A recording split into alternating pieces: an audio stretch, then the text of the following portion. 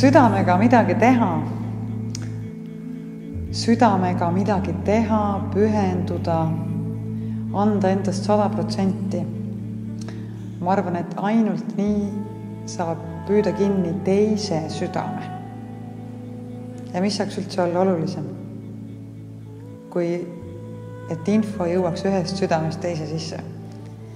Selleks, et nakatada selle energiaga järgmine süda, mis omakorda saaks anda edasi mingisugust infot või energiat või head mõtet.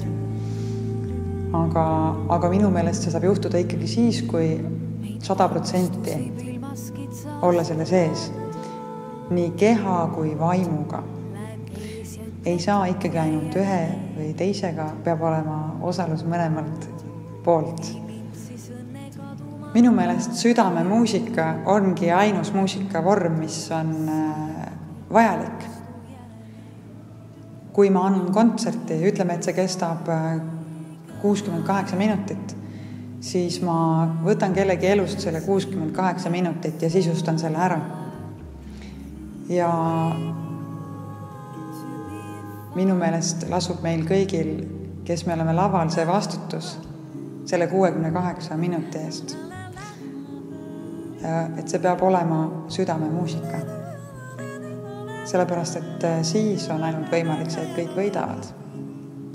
Ja ükski minut ei lähe kaotsi. See ei tähenda seda, et muusika, mida sa kuulad, peaks igal juhul stiililiselt või kuidagi väliselt, füüsiliselt meeldima.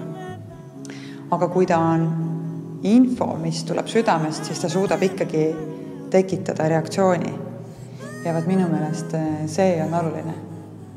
See reaktsioon on oluline ja niiviisi on sellel muusika tegemisel ikkagi mingi mõte sees. Ja ainult niimoodi ma usun, et me ei raiska seda 68 minutit kellegi elust. Nii et tuleb ikkagi võtta täielik vastutus selle eest. Ja loomulikult võib olla, et ikkagi läheb raisku ka mõni minut. Aga loodetavasti selle arvelt, et need head minutid ikkagi teevad mingi töö ära.